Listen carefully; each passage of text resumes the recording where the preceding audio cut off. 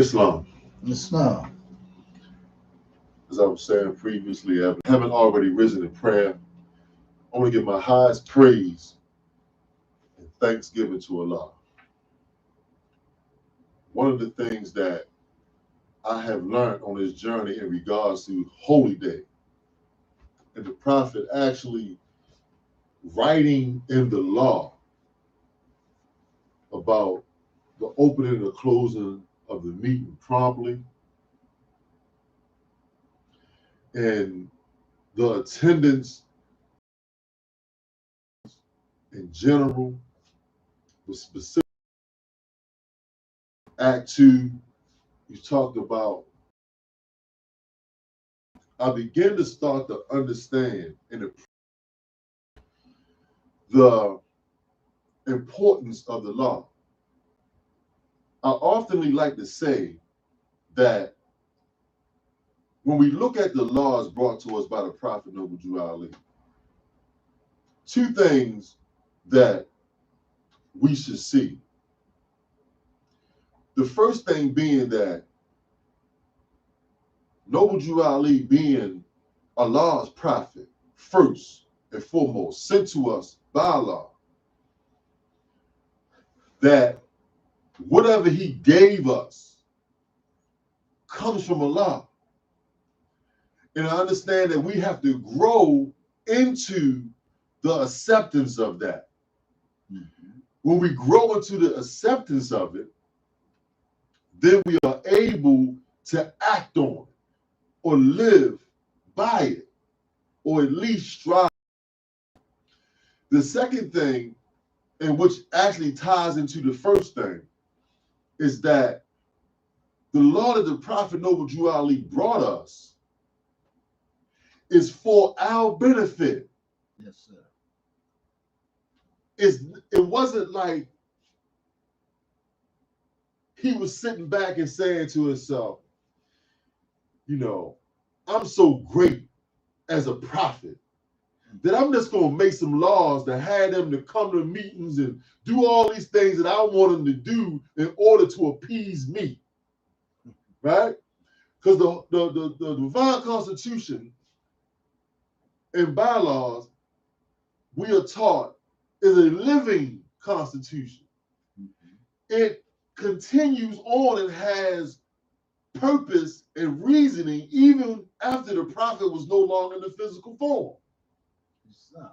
This body of law, for the most part, every body of Moors, it governs them in some shape, form, or fashion for those who haven't come along and tried to put their own little twist on it. Because we understand, I remember when first joining the movement, I seen a twist on the law. I seen a whole twist on it. Some stuff that, is not the subject for today, but I seen some twists on what the prophet brought. But for the most part, it governs the actions and behaviors of Moors no matter where they at, even to this day. So it's a living constitution. And in it, if we strive to follow it, we will receive blessings. So now I began by saying, I'm going to give thanks to Allah for the prophet and the law that he brought, because by striving to follow the law of the Prophet Noble Drew Ali, being here with you all here on a holy day is a blessing for me. Mm-hmm. If you get a blessing out of it, then that is, something that you would have to look for and seek for yourself. But the blessing for me is that after going through all that I go through in the course of a week leading up to the holy day, it's a blessing to be able to come in, stand upright, and give praise to Allah. Mm-hmm. To say the prayer, a congregational prayer, as opposed to that prayer I say by myself, right? It is a blessing to come together and pray. It is a blessing to come together and hear the words of our prophet and to share with one another what Allah has blessed with, because I need that strength that I get from doing that to continue on the journey to the next time we meet. The prophet said, how many days in a year? 7 days. They're repetitively, right? Sunday through Friday, or however you want to start counting it. Those days repeat themselves. Mm-hmm. So, as Moors like to say in science, for me to be able to be back another year with you all and to rejuvenate all over again, to gain the strength that I need to continue on this journey. That's what it's about. And that's what we should be striving to get out of coming together or during these meetings.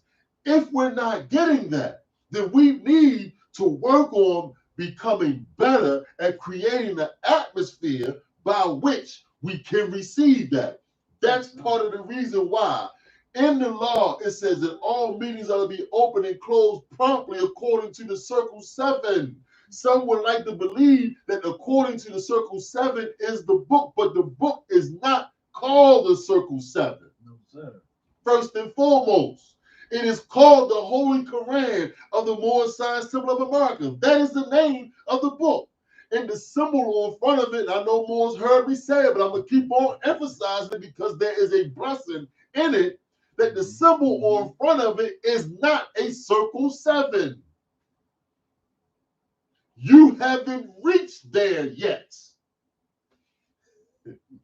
The information, the instructions entailed within the Holy Quran of the Moorish Science Temple of America will give you the tools that you need to close the circle and make it a Circle 7. But right now, it's open. But in how we open the meeting with prayer, and how we read the word and laws of our prophet in every meeting, and how we go and we read and we try to share out what Allah has blessed us with from out of the Holy Quran of the Moorish Science Temple of America is all entailed in the Circle 7 that is spoke about in Act 2. It is how we open our meetings. In opening our meetings properly, I often like to say that the opening of our meetings is a ritual in and of itself. We like to also say that our holy day is first heaven. So we're entering into, right? So when we enter into it, there is a ritual that we repetitively go through every single time we open and close the meeting properly according to that Circle 7. And it is when we come into that proper opening of the meeting, we come into it with our minds in the right state, that we can collectively create the atmosphere by which we all can nourish off of those etheric vibrations, thus giving us the strength to be able to toil another year. That's what this is about.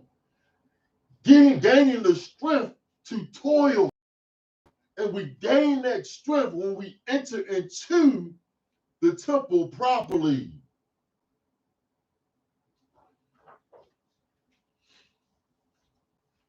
All that and giving praise. I'm going to give honor to the Prophet Noble Drew Ali for being a humble and faithful servant of Allah. And for showing me how to be a humble and faithful servant. There is no, in my opinion, there is no greater state or station to be in than that of a servant of humanity. No greater station to be in. Nothing that we have, no title that we have is greater. The prophet tells us in Acts 7 that when we do some things, that we're entitled to the name of faithful. Faithful brings us into that state of servitude that we must have, humble servitude that we must have in order for us to progress as a people. Mm.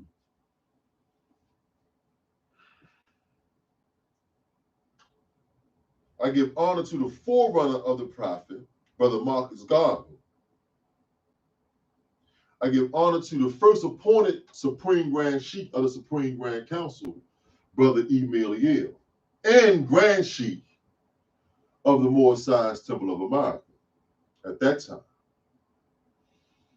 And I emphasize again that we give honor to our past leaders and all of those who aided the prophet in establishing the foundation of this organization and movement, and leaving and keeping the doors open so that we can be here today.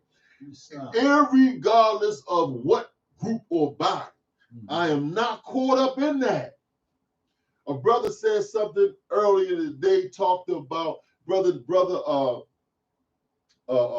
Nasir.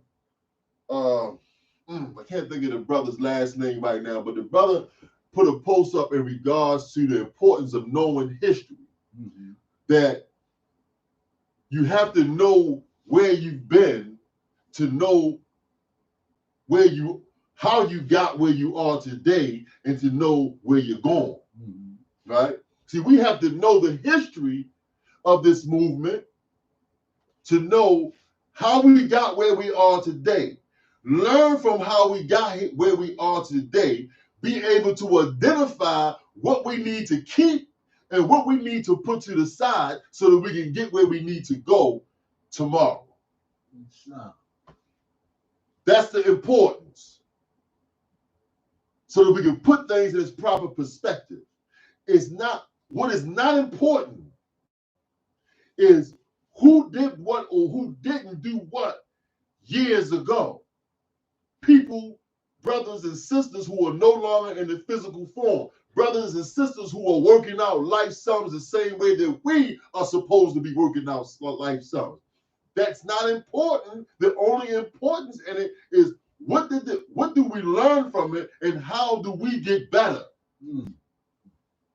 Because talking about it, arguing about it, debating about it doesn't make our condition today get better. It doesn't. One of the things that we should gain from it is understanding that we have to find the principle by which we come together and work together. Often we talk about unity, but unify under what? There's an ideal that our prophet brought us. We have to unify in truth. We have to unify in love. We have to unify in peace, freedom, and justice. We have to unify in that. There's a whole lot of naught or falsehood and foolishness that can separate us. That's the easy thing.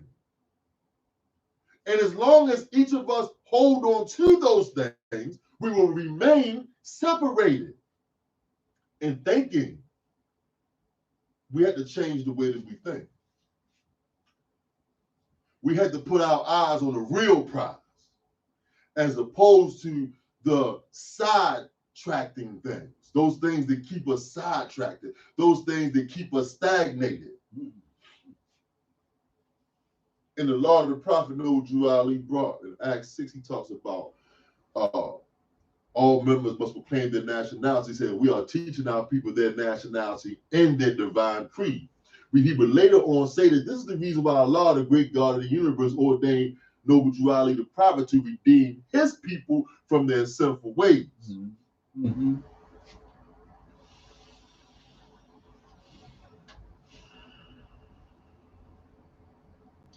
The nationality aspect, it has been a misconception. We have confused nationality and citizenship. See, we are citizens. What we had a problem with was the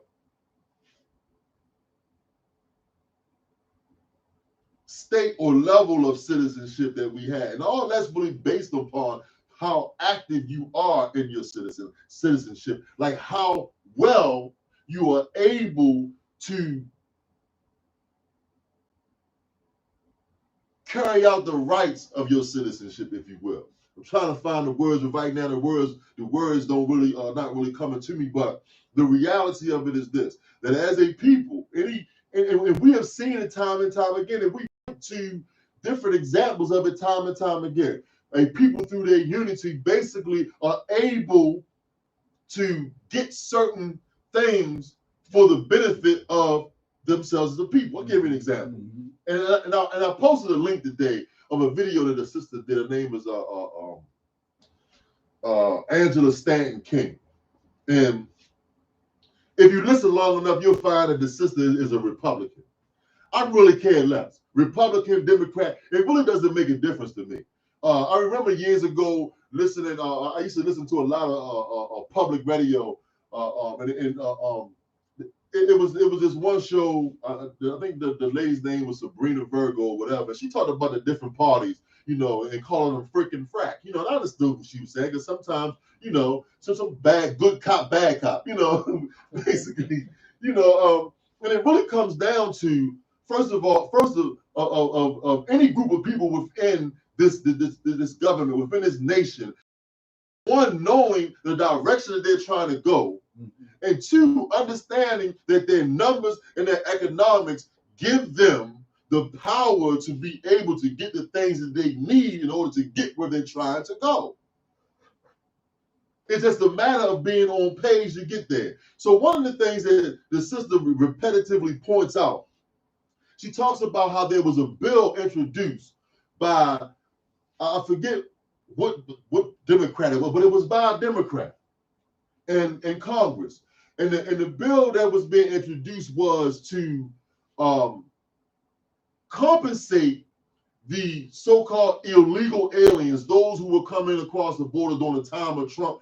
All that Trump was trying to do in order to keep them from coming inside the country. He had this big thing he was trying to do with building a wall and all that stuff to keep them from being able to come into the country. And all that was happening during that time, the separation of families and all that. And they proposed this bill in order to pay every a family that was separated during this time $430,000 or $450,000 for every family.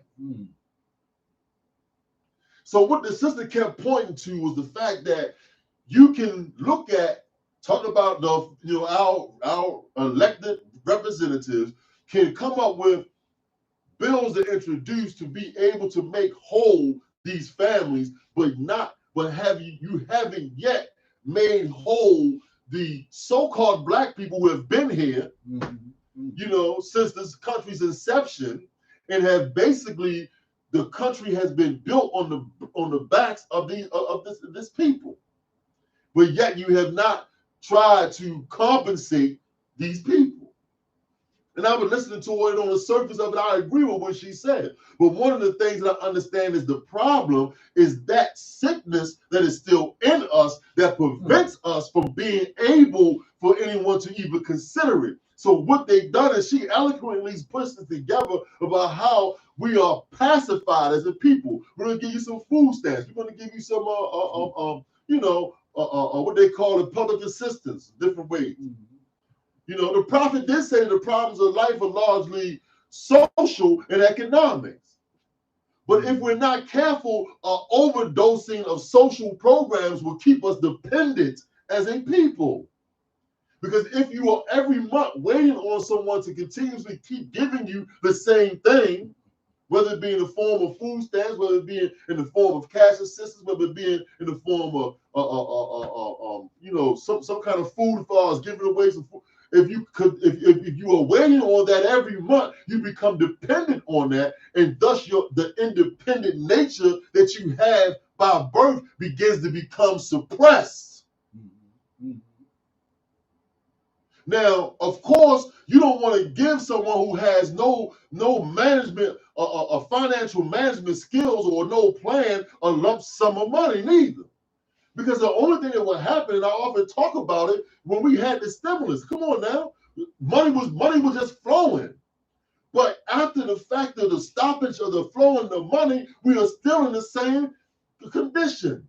Here's a reality for the Moors, those who are watching, those who are not watching, right? We just had convention where we had to spend a nice piece of money to rent places and all of that in order to hold convention. Here's the reality. There's enough of us as members right here, the Uniting of the Moorish Science of America, and we took it one stimulus check that we got, we could have bought something big enough where we could have had convention or anything else we wanted to have. That's the reality. So the reality is that as a people, Moorish American profess to be conscious, we are still suffering from some of the same ills that we say that our brothers and sisters who are not in the temple are suffering from.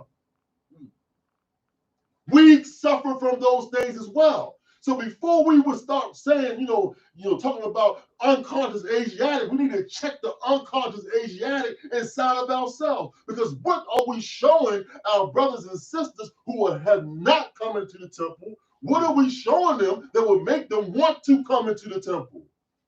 If we have the same plight that they have, and we are doing the same things from a social and economic standpoint that they are doing.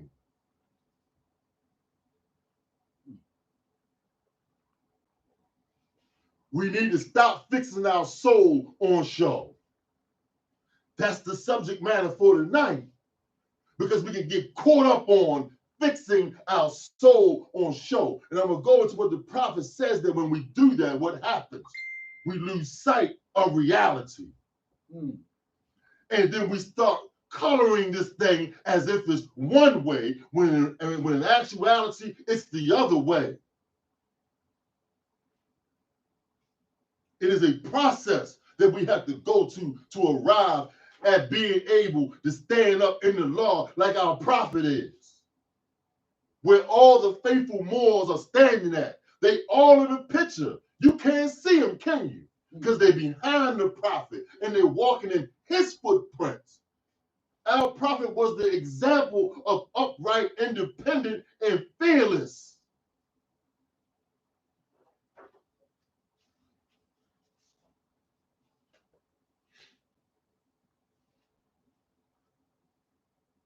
The leadership that was is not going to work no more. We got to tell each other the truth. I got to start with me and then to my brother and sister, tell them the truth.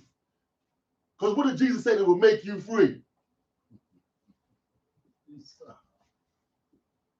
And that's what we need, to be free in order for us to do the things that we keep looking at or talking about doing. We just don't have the freedom yet because we still enslaved in the way that we're thinking. Islam. Let me declare my intentions. If I said something that's not in line with the teachings of the prophet, please Allah forgive me. But don't attribute it to the temple. Don't attribute it to the prophet's teachings or any of that. Attribute it to I, Brother G. Turner L. And coming from page 3 where it says, know thyself and our Father God Allah. Dear readers, do not falsely use these lessons. They are for good, peace, and happiness for all those that love Jesus. Now we got to remember when John came out of that silent meditation? Because we have a misconception sometimes, what radical is.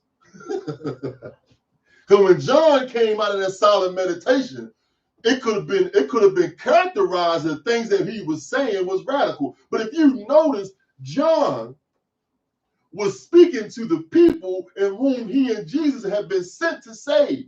His focus wasn't on the other people. It wasn't on the oppressors. Because he understood that the people had become conditioned by the oppressive state in such a way that the oppression was operating on autopilot. Right? Just as our oppression today is operating on autopilot. We are told who to like. We are told who not to like. And if we're not told in a direct way, don't nobody come knock on our door and say, listen, don't listen to the Moors in the Moorish Science of America, or don't listen to this, or don't listen to that, don't pay no attention to this. It's done in subtle ways. And it's done by attracting us to things that excite us. Mm-hmm. The eyes, the senses. We have a misperception. We don't know how to properly use our five senses. We have been conditioned to use them in a way in which we only are moved by those things that excite us or give us pleasure. So if someone sings a certain kind of way that we like, if someone dances a certain kind of way that we like, or someone be on a show and act out a certain kind of way that we like, these are the things that we have been conditioned to like. We have been conditioned to like our own self-destruction. Mm. Think about it. Look at and we all like to watch TV. Look at the shows that are on TV about us. If it's not about how to sell drugs and kill each other, then it's about how to act out in a behavior that is not productive for a people to progress and get ahead. It's actually about behaviors that will kill off the growth and development of a nation or of a people.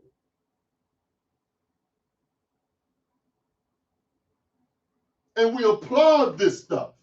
Oh, we love it. Yeah, I like 50 Cent. He all right. But let's look at all of what he's producing right now. All of it is about gangsters. Don't we have enough of gangsterism? I know right here in Baltimore City, they talked about, 2, 3, 4 a day.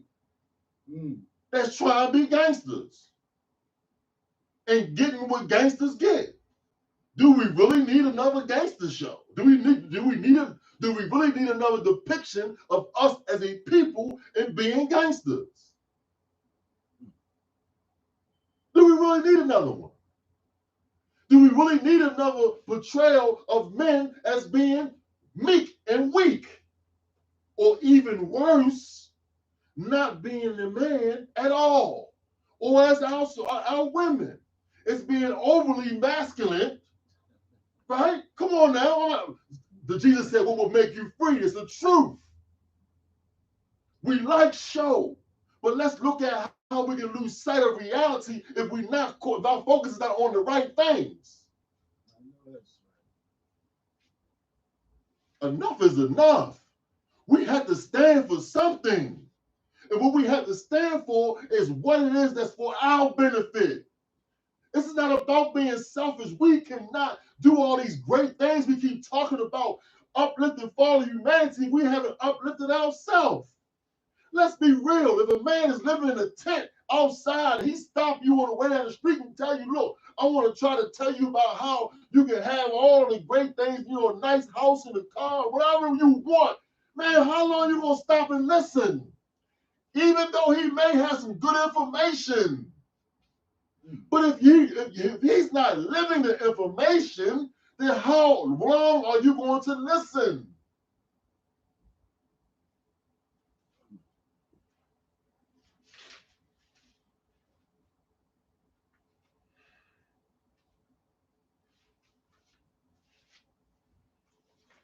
I'm gonna read from chapter 40. And I'm gonna go to another chapter. We'll tie these chapters in so we can look at this fixing our soul on show. Chapter 40, holy instructions from the prophet, the instability of man. And I want to go to verse 17. The heart of man cannot attend at once to too many things. He who fixeth his soul on show loseth reality. Now I want to stop there for a moment. Fix his soul on show. To be fixed is to be stuck on something. To be stuck on, fixed on it, fixate. We heard fixated. You caught on that, right? It said that the man who fixes his soul, and I want to add one man because I don't want our sisters to ever think that they are excluded from any of this. If You're not excluded from the honor that goes along with this, but you're also not excluded from the ailments that come with it too. So we all in this together. So it say that when we fix our soul on show, and let's go back to the soul of man for a minute, and let's see exactly what we could be possibly talking about. Chapter 38, holy instructions from the prophet, the soul of man. I want us to go to verse 3. Thinking, understanding, reasoning, willing. Call these not the soul. They are its actions, but not its essence. So we don't want to get caught in the essence, because it says that, it tells us something about the soul.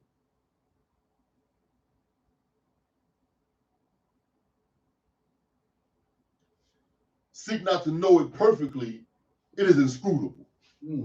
Right? But we need to know how it operates. And some of its actions are thinking, reasoning, willing, and understanding.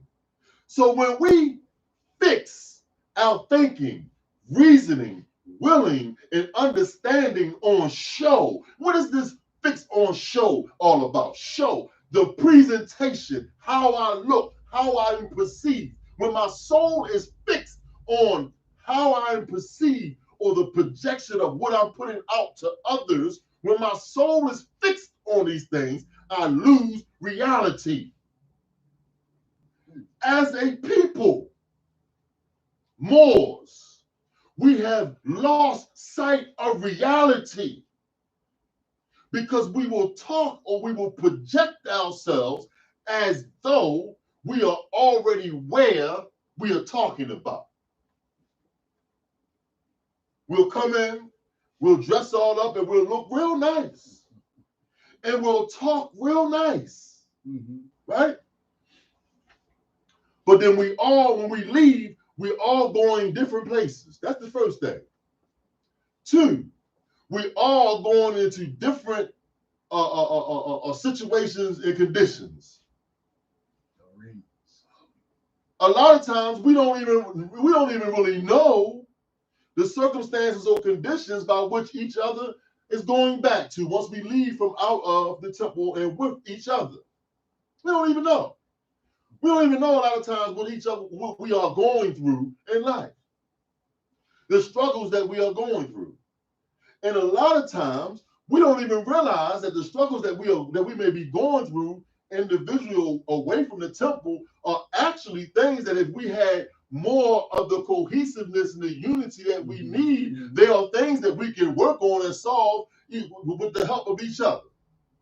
The reason why Allah places in this society together, the reason why Allah created a society within a society for us called the Moorish society.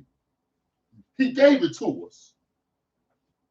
In the chapter on social duties, he tells us the reason why he gave it to us. But we're not using it yet.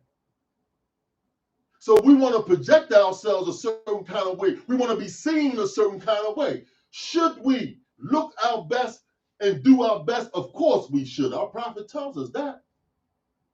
But there has to be substance behind the looking the best. There has to be some substance behind it in order to sustain it. Because if there's no substance behind it, it's not going to be sustainable. If there's nothing real behind it, there's not going to be anything sustainable. And what begins to start happening is, in our efforts to present this show all the time, I was talking about some shows earlier, TV show. You know what I call it, a TV show, right? In our efforts to maintain the show, we begin to lose sight of the reality. Like, for instance, if we put a lot of effort and time thinking and reasoning, willing, and our understanding and showing that we're this great organization, when the reality is we just at some point somebody gonna figure out, man, they ain't really having what they talk about they did. And we use all kind of methods of deflection to keep people from really looking at us. And it takes too much time and effort when we should just go on and do the work that we need to do to be who we really are.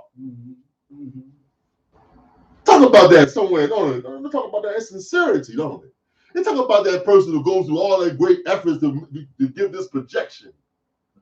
They call it hypocrite, ain't he? Oh man, and you know how we are. We quick to pass out some labels on each other. Oh man, first time we see somebody breath stinking, oh man, you're a phony, man. All that time you keep talking about the dental hygiene and all that stuff about how you should be flossing 2 or 3 times a day. You come up here talking to my face and your breath stink. You a hypocrite. If we would have just worked on being that, on top of our dental hygiene, then we wouldn't have to ever worry about somebody sick, because we'd just be living it. Because that's just what we do. It become a part of what we do. See, certain things have to become a part of what we do. See, right now we're looking outside of ourselves. We're not openly looking outside of ourselves, but we're looking outside of ourselves for the things that we should be producing ourselves. Sometimes we come from all walks of life into the temple, all kinds of experiences. But for the life of us, when we get inside the temple, we act like we really don't know how to use those experiences in the temple to make the temple better. Maybe it is that we have yet to really see what the temple is. Maybe it's because we haven't yet really entered the temple for real yet. Maybe. And maybe that's why we can easily get caught in fixing our soul on show. And thus, a lot of what we do is not caught in the reality of life. Like we'll put unrealistic expectations on one another. Unrealistic. But here's the reality that I understand. After all these years of studying this, it is unrealistic for me to expect someone coming in 6 months, a year, 2 years, 3 years, 4 years to be able to know what I know about this. That's unrealistic. Irregardless of what they make their mouth say. Because I understand that we can fix our soul on show, making a presentation as if we're something where we're not. Don't get me wrong. We all are special and we all are great, but that greatness is a seed. If you buy a plant seeds, say it's a fruit, some kind of fruit tree, and you set the seed on a table, you not expect for that seed come back tomorrow and that seed don't sprout it into that fruit tree that you're looking for so you can eat that fruit. You can't expect it to do that.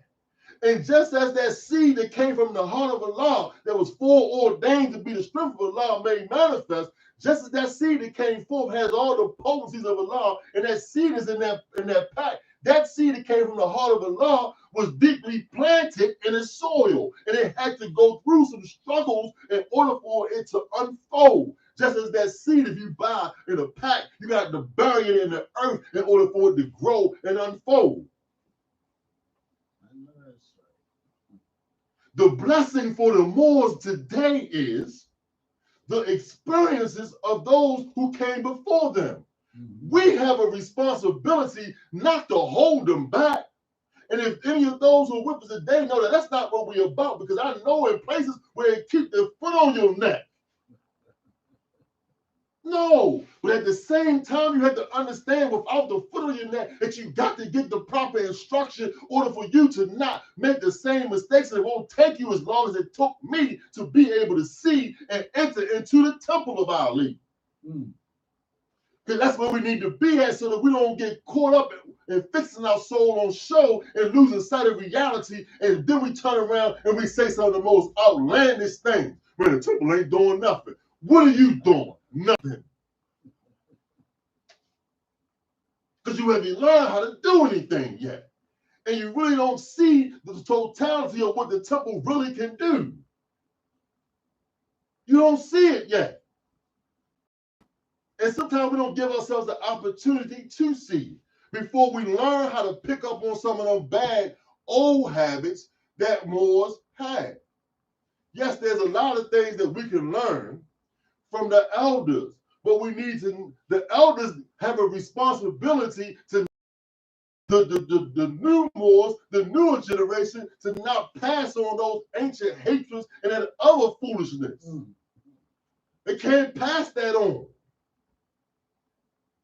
And the responsibility of our elder leaders is not to be holding on to wanting to be seen as if this is going to last forever. And when I say this, whatever it is that you holding on to.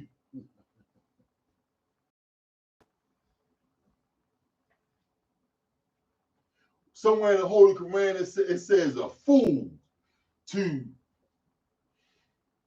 and I'm paraphrasing because, but I want to get the gist of this across.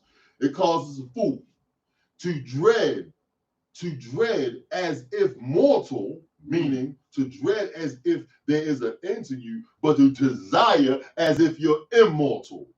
So it seems like that's a contradiction. I'm dreading or worrying as if I'm mortal, right? But I'm desiring as if I'm immortal. So what is it saying there? See, the desires are for things. Pastoral Grand Chief, I want to hold on to that. All of these worldly possessions, I want that and all the more I can get. See, I'm desiring as if I'm be able to have these things forever.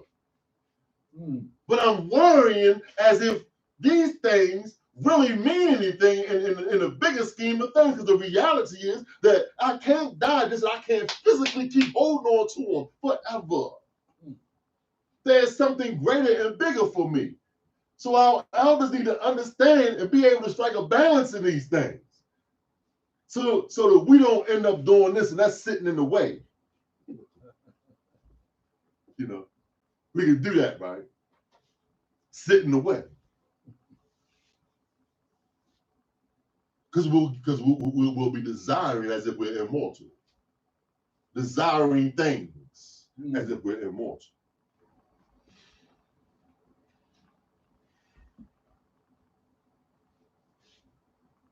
Let us not lose sight of reality.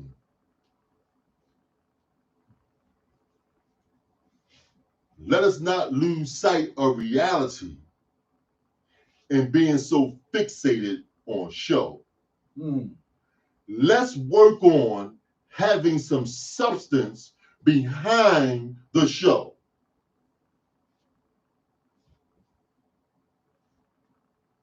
Like some shows are really good because it gives a message is entailed in it that comes through and hits you.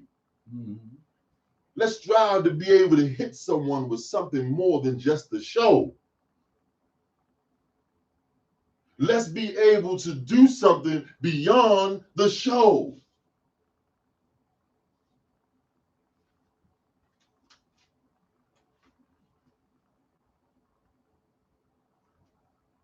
The prophet teaches us, and I'm going to wrap up on this one. The prophet teaches us that heaven and earth and hell are not around, above, or below, but in. Let's stop there for a minute. Heaven and earth and hell are not around, above, below, but in. In where? Once we can figure out where it's at, right? Then we can be able to give some substance behind the show, and we can change conditions within ourselves, within our communities. It takes too much labor and too much work to keep up the show. I know that's right. When you can spend some of that energy on being what it is that you already are.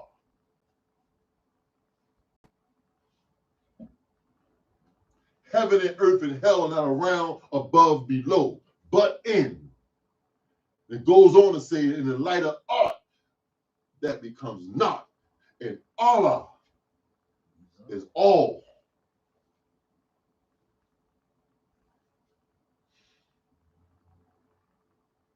We are great.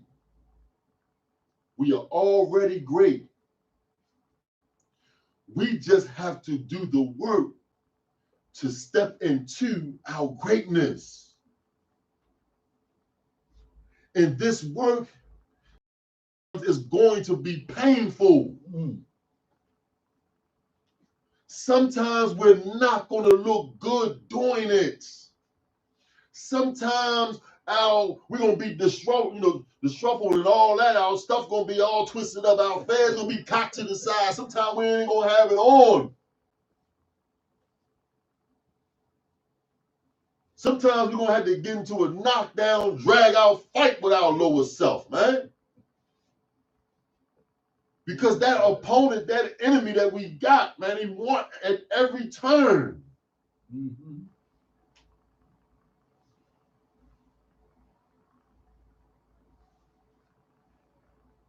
It don't matter how many times we believe that we are right.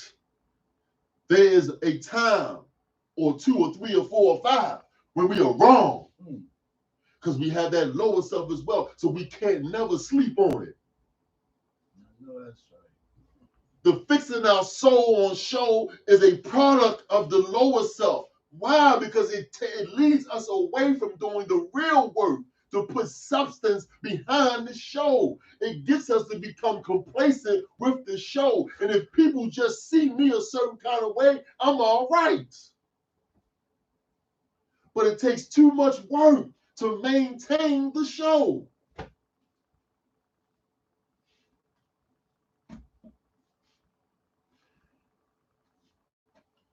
See, I'm not the one to do a lot of finger pointing at other people, man. I'm not the one to say that our problems are somebody else. Because if my problems are somebody else or is on somebody else, then they have power over me. And then I'm still a slave.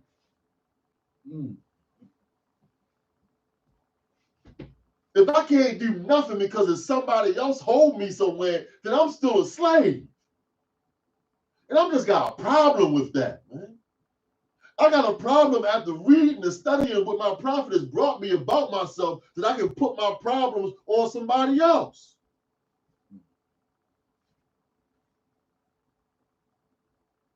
We have to begin to be about changing our own conditions.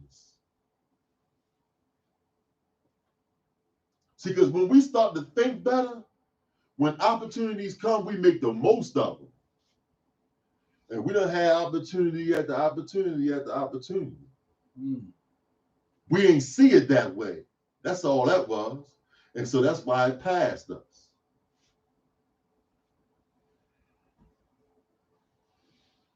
Praise the Lord. Our prophet came, and as Moors like to say, he removed all excuses. We like to say that. Then we come up with a bunch of excuses for why we're not being the best that we can be.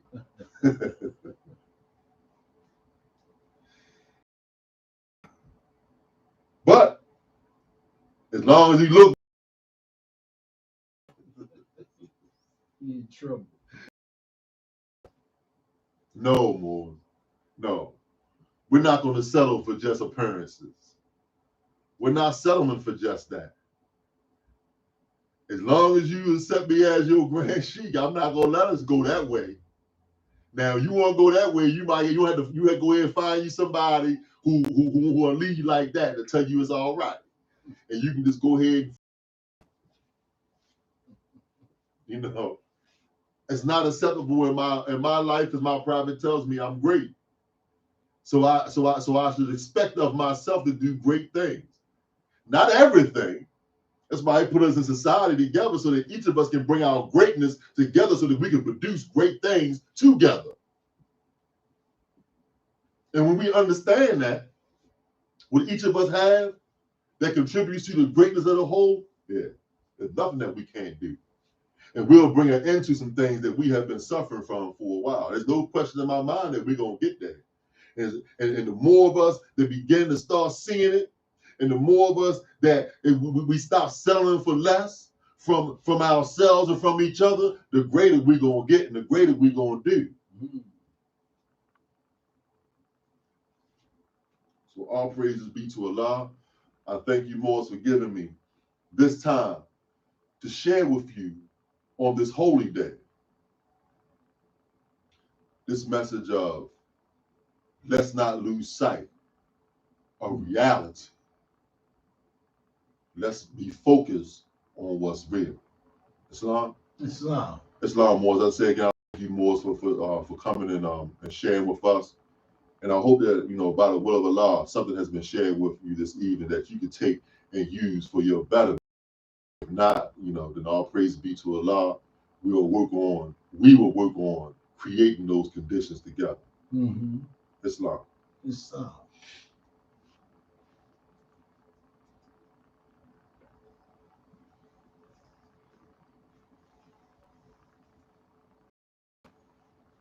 All praise be to Allah. Peace of love.